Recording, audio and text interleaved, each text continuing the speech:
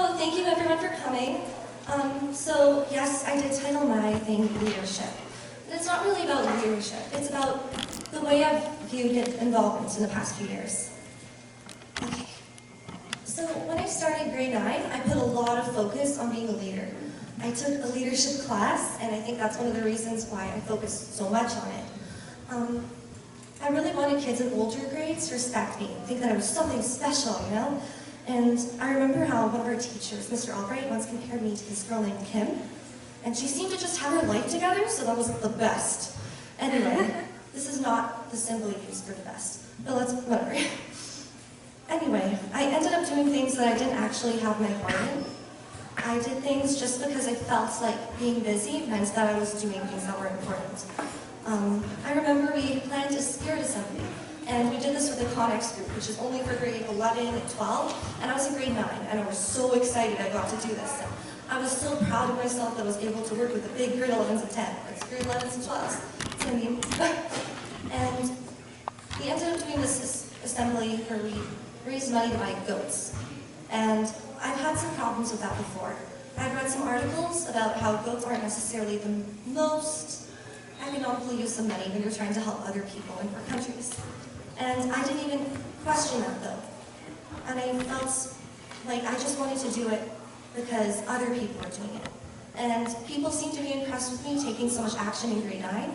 So I just went with it. And looking back, I wish, kind of like Lena's presentation, that I looked at my purpose for the event a little bit more. So perhaps I did some of these things because in grade 9, I came in thinking I was going to be like a musical theater geek, like nobody's business. And, well, I found out that didn't really happen. And I was actually very shocked when I didn't get into musical theater. And I think maybe I was trying to now find out what kind of person I am. I mean, I was. What kind of category or box I could put myself in. I wanted to define myself very uniquely. And I thought, hey, I'm going to be a leader. Anyways, yeah. So I wasn't focused on sharing my skills or any kind of brotherly love and community. I just wanted to be the one to do everything. And I still have that problem today, but I'm working on it. So this is recent now. In our club Skillshare, members can sometimes do presentations on whatever topic they're interested in, whatever day they want. So one day I did a presentation on our school waste. It wasn't much, to be honest. It was just like a whole bunch of pictures I showed of garbage in our school, because most of it was filled with like food and stuff. But when I came there, we only had 2 members showing it, and that's okay. But at first I was a little bit disappointed. But then I realized that, wow, okay, despite the lack of quantity, I'm not going to say they were quality, not like I rate people, but they participated so much. Dalen over here, who's helping us right now, is in the front. He was like a human Wikipedia. I was coming and I was hoping people would have a few tips and tricks, ideas they thought would be helpful in diverting their school's waste. And he came up with all these different surveys and all these statistics about other waste programs.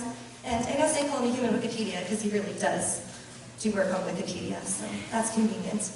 And then Janelle, another one of our members, who's actually in math club right now, but she's coming later, she was like, oh yeah, you know what, I just did like a survey on this like a few weeks ago on 90 students. And I was like, wow, it's just so nonchalantly laid that out there. So here I was coming in, and sometimes I gotta be honest, I thought that I was the only person who was really interested in doing anything. And I was so wrong. So I would never think to do some of the things that they do. For example, Dalen here, I know you weren't expecting me to talk about you. No.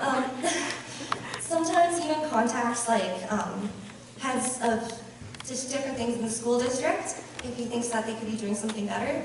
And that's something I never would have thought to do. I'm not that proactive. I'm working on it. So I always felt like I was busy doing so much. And maybe I was doing more than a lot of other people do. But whether or not that statement's true, there was that flaw in my thinking. I was trying to measure how much I was doing. I still tend to frequently engage with others or look at an issue I'm passionate about in my own doing or actions. And it appeared to me that these people watching my presentation just generally cared about what they were doing, instead of just feeling like they had to do something to get work done. It was a good reminder to me that it isn't just about one person doing everything. Effort is not as unilateral as it always seen it as. I've just been too busy doing my little tasks to notice. So, prioritizing my time by doing what I believe is most important still doesn't come easy to me. I'm working on it, and So I'm still wondering what to do now. So, do you guys know the Eisenhower decision maker? It's kind of like a little table, and it goes by importance versus how soon you have to get something done. Okay, just kidding, because I don't have a little thing to get everybody, to fix everyone's problems with this. But that is something that I'm going to try to do, like Nina said. Realize the purpose in what I'm doing. Maybe it works. I'm going to try that out. But, sorry guys, I've been getting better. And I'm thankful for all the people around me. It's easy to feel like when you're doing a lot of work, that just because we're spending our time, we're spending it well. But just because I'm busy doesn't mean that it's important. So I'm actually kind of doing 2 mini talks. This one is more about my independent studies. I wanted to share this opportunity that I didn't really know existed until a few months ago. So I remember Mina brought this up. So if you get a teacher that's willing to mark a subject that you're interested in, you can actually create your own curriculum with them, go through the counselor, and you get credits for your own study. And there are a lot of things that I've been wanting to learn for a long time, but I've never been able to just take out the time to do them, right?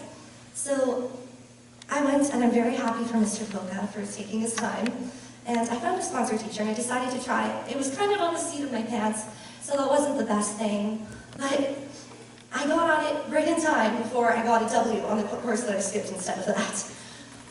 I started a study on the post-civil rights era, which is basically U.S. civil rights history from the 70s until now. So far, I've done a project on media representation in the movies, the evolution and philosophy of music, and how representation has been in that aspect. I've been focusing on hip-hop, police use of excessive force. Right now, I'm working on a project about the criminal justice system and the war on drugs era. So instead, I don't have a textbook for this. I've been gleaning from all over the internet. So there are pros and cons. Pros are that you get so many different viewpoints. That's awesome. But cons is that it took me a solid month to have any clue what I was doing. I wasted all that time. I went to the library. I thought I would find a lot of resources there, but they mostly just house fiction. I found a few books to kind of get me in there, but I'd recommend just totally foregoing that library idea and going straight to online. I also went to the Douglas Library, so if you guys are doing a study like this, they do have a lot of great resources, but just when they're in book format, it's hard to access exactly what you need. But if you're really good with that, then go on and do that. So I think the best thing about independent studies is that I feel like I have an actual allotted time to learn about the things that are really important to me. And for all I know, maybe I'm going to spend more time in the future doing things like this. The more time I spend doing my independent study, the more I realize how much I love doing things like this. And I think that's the best thing, is they offer so many courses at school, but this is something that's offered right to you. So I've been able to look straight at government documents, statistics, and it's awesome, because in textbooks, we don't really get the chance to do that, and we just get our information from one source.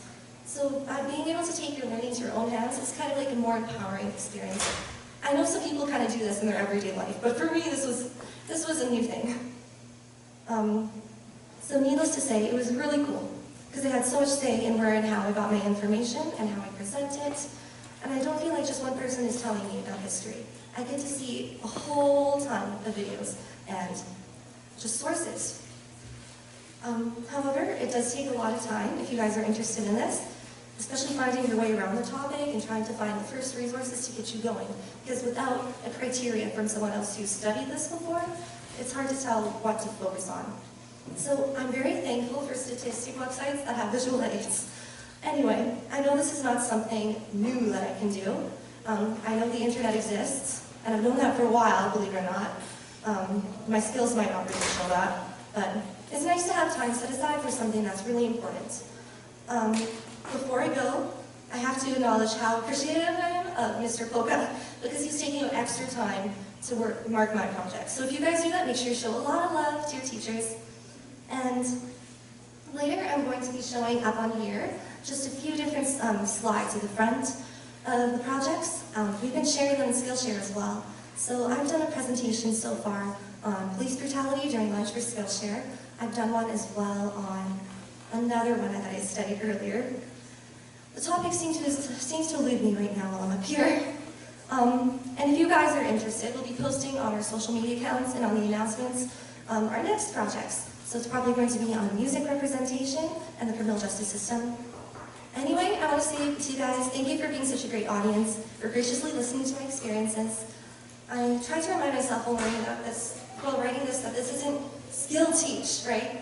It's Skillshare. But I think we do learn a bit whenever we get together. So thank you for your time.